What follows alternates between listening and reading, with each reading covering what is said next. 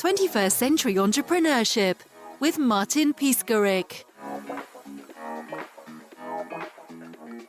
Hi, I'm Marley Majcher, and my book is called But Are You Making Any Money? And that might sound like a funny question or funny title for a book, and it is. But the real story is about how I started a company called The Party Goddess, which is a celebrity-based catering and event planning company in LA. We have tons of celebrity clients, Snoop Dogg, Pierce Brosnan, Britney Spears. I mean, it just goes on and on. So you might say, well, why am I on this podcast? We're going to talk about parties? Not really. We're going to talk about the entrepreneurial journey and how it can all look so glamorous from the outside. Believe me, my life looks very, very glamorous.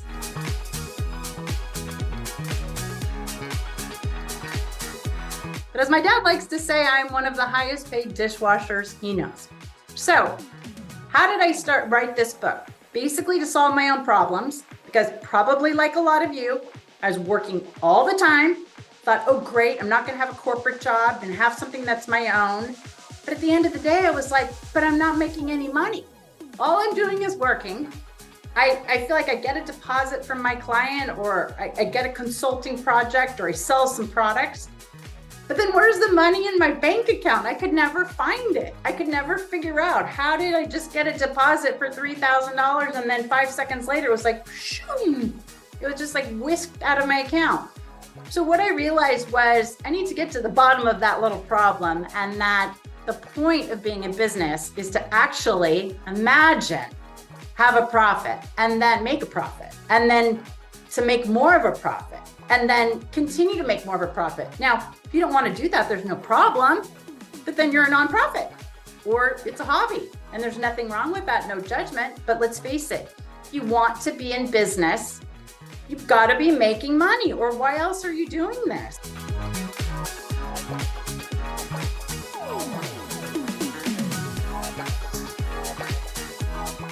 Another thing I talk about in my book is kind of this whole piece of, there's so many misconceptions. We all think, like, we get into business and we're like, oh, if I just had more sales, if I could just get some more clients, maybe I should offer this service. And then the next thing you know, you're offering this service and this service and this service, and you're selling this product, and all you're doing is gumming it up. It's got to be really simple. What is your secret sauce? What is your product, or what is your service that you do better than anyone else on the planet that people just have to have?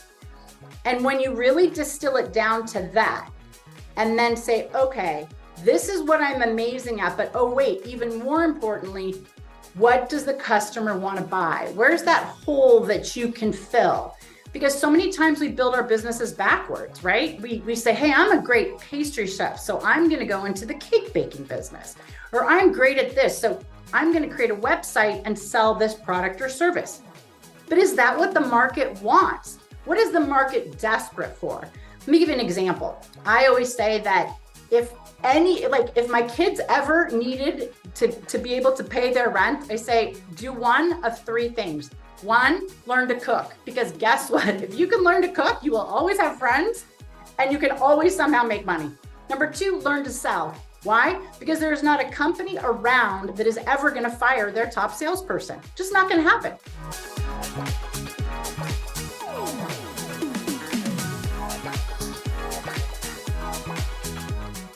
But the third thing I say, which is the most random, is be a handyman. Why? Because everybody needs a reliable handyman. Things are always breaking. It's like we just get the jigger on the toilet fixed, and then we have this to fix. And then, oh shoot, then this knob came off. Then this needs to be glued. Then this has paint is chipped. So there's a tremendous need. So to me, if I were going to start the next business, it would be like the, mobile handyman business that's the most reliable. And here's the other thing, nobody will ever share their handyman because they know they don't want to give him up, because then everybody's going to take him and then they're not going to be able to have him. So you probably get the picture. It's a really random example, but what does everybody need out there? And then provide that service, and then provide it better than anyone else out there. And when you do that, and then you backtrack and you then say, okay, now how am I going to reverse engineer this product or service? And you say, and you can do that a few different ways. You can say, hey, listen, how much money do I want to make a year with this business? Or you can say, okay, how many of these widgets can I sell? But you have to boil it down and come up with a goal somewhere from which you want to start. But then the magic in the whole process, everybody thinks it's more customers, everybody thinks it's diverse service, everybody thinks, oh, if I just had a bigger, social media presence. No, what it boils down to is your foundation and how you price your product or service. But what's the most important thing that kills all entrepreneurs all day, every day? Because you can make more money all day long, right? A lot of ways to make money. You can never get your time back though. So it is all about how we spend our time.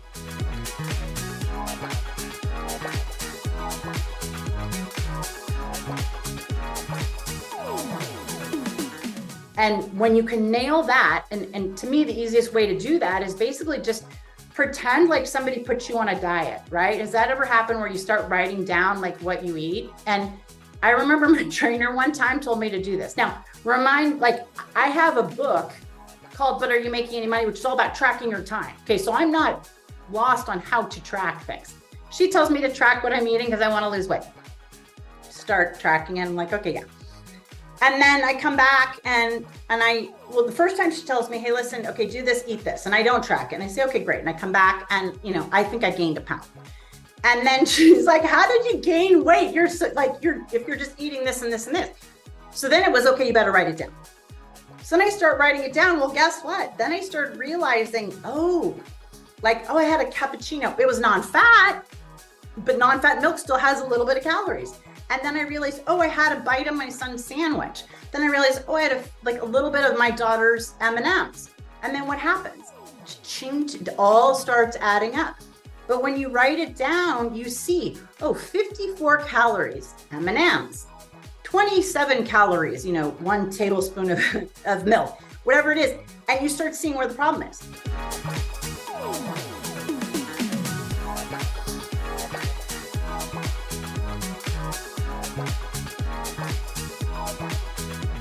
Well, if you start tracking your time, I tell you, any entrepreneur on the planet could give me an accurate timesheet and I could tell you everything about their business. I could tell you, are they making money? I can tell you, are they stressed out? I can tell you, just show me how somebody spends their time. And I would turn into like a crystal ball reader. It would blow your mind. Because when you see all those activities in front of you, right? And you see this amount of time on social media, which by the way, there's nothing wrong with social media. It's a great place to spend your time if you know how it converts. So I know how it converts, right? I know if I spend X amount of time making one of my dumb little videos at home where I'm like, look, I made my pumpkin, or, hey, I got Morpheus on my neck. Look how silly this is. I know if I shoot the video, just play with it on my phone. Don't send it out to my team. I just play with it on my phone, post it to all my channels. Okay, so let's say soaking wet, that whole thing takes me 40 minutes. Probably could do it in 30. Let's say it takes me 40 minutes. I know what my return on 40 minutes is, right? I know. Now let's say, just for purposes of discussion, we're going to say it takes an hour just because it's a round number and we're on a podcast. So let's say if it takes me an hour and I put one of those videos out, I know I'm going to get X number of likes. I know I'm going to get X number of comments right out the gate. I know how many platforms I'm going to get them on within reason. I mean, unless it was just a total dud of a video. So I know 1 hour for me equals X amount of social media growth. I also then can extrapolate that and say X amount of social media growth translates to X number of book sales. Even if it's 1%, even if it's, you can still extrapolate the numbers, right? So the magic comes in when I say, okay, what's my hourly rate? You say, well, I work for myself. I don't know what my hourly rate is. I have no idea. But the reason the hourly rate comes into play is this. None of us have enough time. Have you ever talked to anybody who didn't say, like you say, how are you? Have you ever talked to anybody who said anything other than just so busy? Just, really got busy. Because everybody's so busy, right? But what they're busy doing what? I have absolutely no idea. So then you see, and my family used to always make fun of me because I would have my assistant take my car to the car wash. I would have somebody go grocery shopping, before there were all these services that would do it. And they'd be like, you are so lazy. You're so high maintenance. And I said, I'm not high maintenance. I'm not at home watching a soap opera. I'm having them do the market, the car wash, and running errands. That's 3 hours of my time. Do you know how many customers I can email, text, call, how many social media videos I can make in 3 hours? A ton. So then you say, okay, well, how much would you have to pay somebody for that? Okay, let's say that we're in a high price place and these were very basic errands and I have to pay somebody $30 an hour, which would be a lot for that. But let's just say $30 an hour. So for $90, I take $90 and then I take 3 hours. If I can't make $90 in 3 hours, there is a very big problem. Okay.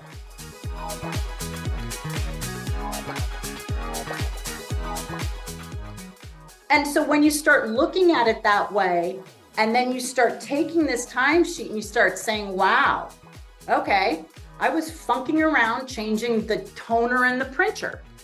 I was filling out the insurance audit. I was doing my own bookkeeping. Anytime I hear anybody doing their own bookkeeping, I'm like, oh, help me, Jesus. Like, do the return on the investment. It doesn't pan out. So all it is about is you say, I'm going to take this activity, the lowest producing one, right? There's nothing good for me going to the grocery store, I'll tell you. And not only I save more money than the 90 an hour, because if I go to the grocery store, I've got magazines. My one girlfriend said, I've never seen anybody in their lives who can go to the grocery store and spend $672. She's like, on what? You don't even have that big a family? Because I had magazines. I had this stuff. I was like, oh, I'm going to get this battery charger. Mind blowing. No, stay focused. What are your core activities?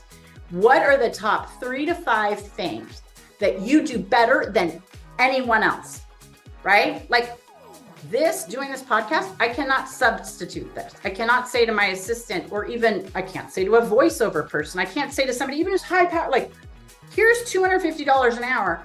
Will you do this interview for me? Can't do it. But I'll tell you, I can track exactly how long this interview took to do. So let's pretend it's going to take an hour. And then let's pretend it's going to take me 45 minutes to put on my makeup. And then let's pretend it's going to take another 45 minutes of setting it all up on the front end and the back end and yada, yada, yada. Right? So it's 2.5 hours. But how many books am I going to sell as a result of this? If you got, assuming I don't face plant before this is over. But how many people might I get on my email for that 2.5 hours? So if you look at the time you spend, you say, guess what Marley should be doing? And let me tell you, it is not going to the grocery store and spending $670. It is very much about doing those high level activities, but you will never figure them out unless you have the discipline of actually tracking your time for a week. First of all, you will probably barf for just a second because you'll be so disgusted with yourself about how much time you spent or waste. But then the magic happens. And if you'll really critically look at it and you'll really say, I was on social media, but what were you doing on it? Were you making a video like I'm talking about, or were you just checking posts and funking around, right? Or were you on your email and were you just kind of trolling through it? Or were you setting up filters in your emails and things so that things would be automatically labeled, or triggers so that certain receipts would automatically get forwarded to your bookkeeper so it saves more time, blah, blah, blah, blah, blah. You see where I'm headed. There's so many things to do, but it all starts with, where do you spend your time? Show me where you spend your time, and I'll tell you how much money you make.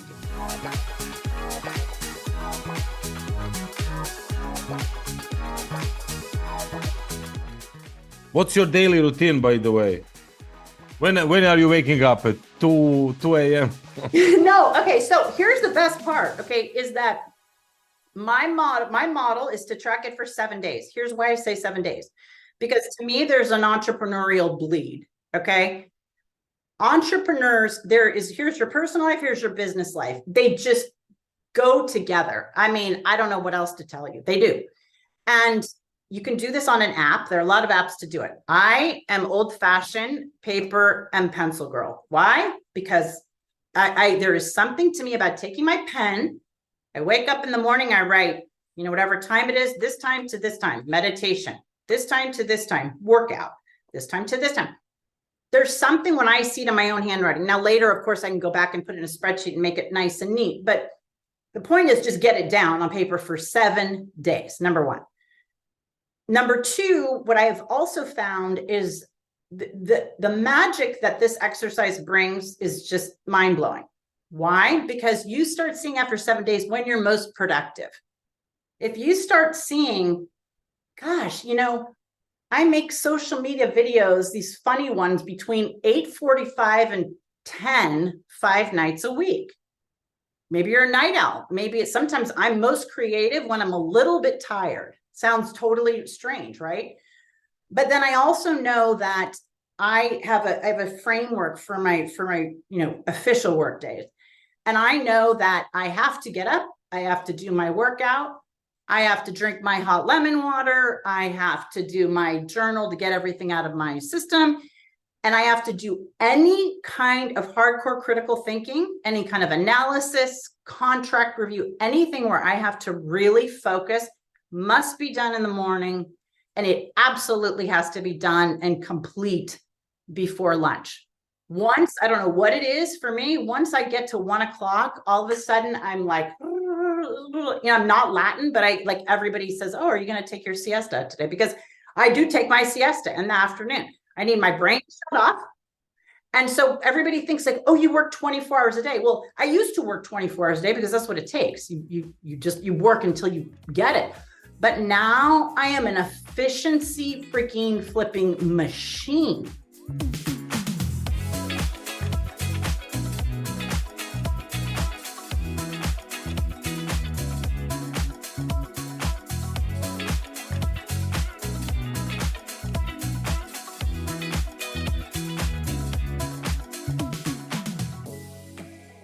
What about hedonism? Marley, do you have any time for hedonism, for love, for nature? What? See, I have too much time. Right now I've got one boyfriend that I gotta let go and one that already came in a little sooner than he was supposed to. So yeah, unfortunately I have too much time. It's the same thing with going to the supermarket.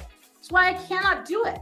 I know myself very well. That's why I've never smoked a cigarette. I've never done a drug in my life. Why? Because I have the most addictive personality on the planet. If I were sitting here doing this podcast, I would be like doing cocaine and reorganizing the drug world. No joke. Because it's like, if I want something, or I'd be shopping. It's like I have to work so much just to keep myself from shopping because I love to shop. I love to travel. But guess what? I can be hyper focused because when I am on, I am on. And then when I am off, I'm off. Now, I say that, but then I'm thinking, what if somebody came up at an event and talked to me about I'd be like, yeah, and here's my card and let's follow up on LinkedIn, to a certain extent. But the overarching point I'm making is you do it, you track it for 7 days and you start seeing, and then you start going, gosh, every day by 1:30, I just start going south. So before it used to be like, oh man, that's a lot of wasted time. I mean, I still do it anyway, but that's when I realized I just changed things. That's when I do basic stuff like clearing out my email or doing basic responses. That's when I do writing, actually, because what I find is after lunch, and then I can have a cup of tea, get re-fired up. I might not want to go run a marathon. I might not be able to analyze numbers, but I'm probably in a really good flow to get my writing done or to follow up, or I'm feeling a little lazy, or that might be a great time to call a client back. Not because you can be lazy when you call clients, but I can do some of these things, in my sleep. So for me, I get up at like 6 a.m. I always work out. I ride horses 3 days a week, and then I have all my other hikes and that other stuff. But let me tell you, I mean, my goal is to be in bed at 9:45. I'm not in bed 9:45. In Houston, it starts, then I start better waking up later. I mean, because I need 8 hours of sleep. Well, actually, I need 7 hours and 54 minutes of sleep. If you want to know the truth. That's my magic number. Okay, my 741. Oh, yours is 741. Yes. Shut up. I love it. See? But that's the thing. I just know I'm like a kid who needs a nap. It's like, put the girl down. She's useless. It's just, I'm totally, if you talk to me at 10 o'clock and you said something about business or you said, I mean, I might be able to answer, but I'm going to be cranky. It's like I'm a girl who needs a nap and a cookie.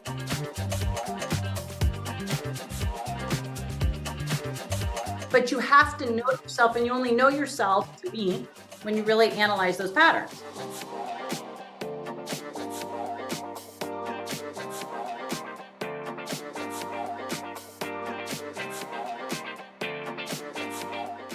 If you immerse into that specific context, what would be your sweetest dream and what would be your worst nightmare in your life?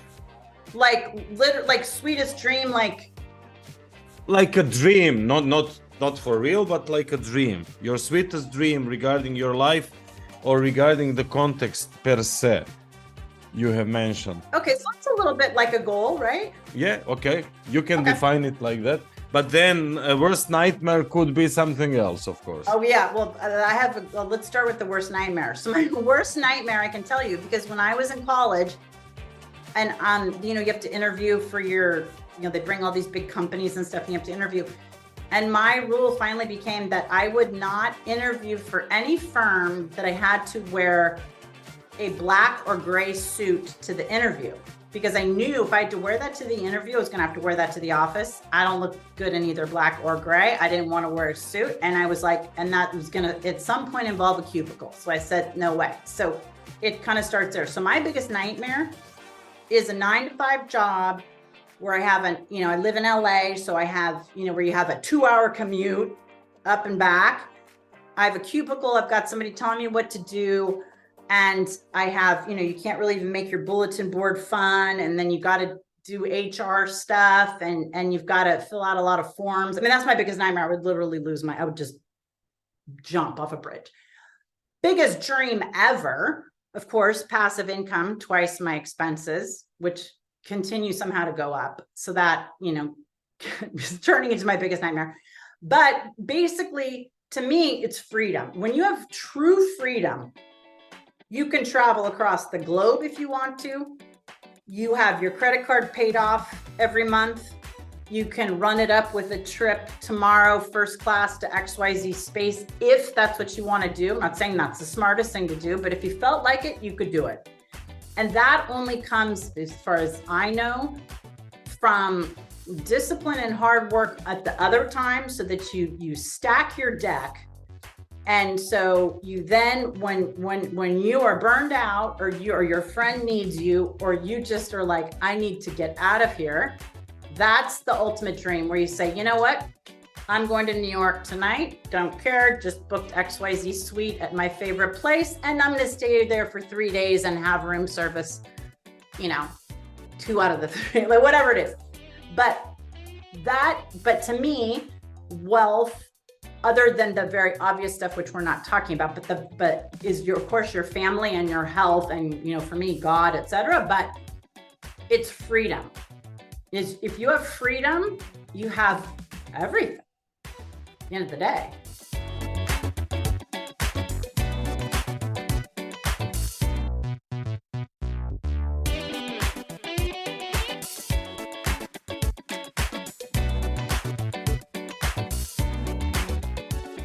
So at the end of the day, my principles focus on time is what gets you more money.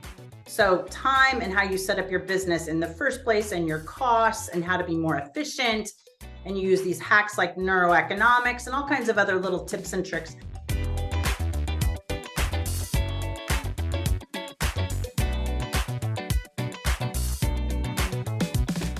that I've put into this little video series. And the great thing is the video series is completely free, right? So you go to mini.theprofitgoddess.com, you give me your email, I give you what I think are tons of great tips.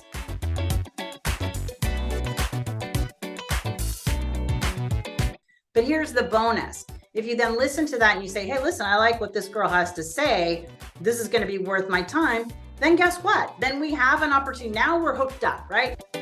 Now you're on the list. Now you have the opportunity. We can work one-on-one. You can get into my next program. We have a new program that's launching in January of 2024 that I'm beyond excited about. I haven't launched a program in years, thanks to COVID and all kinds of other stuff. So then we're connected, and then we start building and we start going, okay, now, this is going somewhere. So that's the reason why you want to jump on. There's nothing other than your email address. And if you decide I hate her, you unsubscribe, and who cares? So there you go. 21st Century Entrepreneurship with Martin Piskarik. Imagine a space where triumphs, trials, and tales of entrepreneurship come alive. Welcome to the 21st Century Entrepreneurship Podcast, a gold awarded journey hosted by Martin Piskarik, connecting with listeners in 95 countries and ranking in the top 0.5% of all podcasts. Join our exclusive community, elevate your perspective, and embark on the path to success.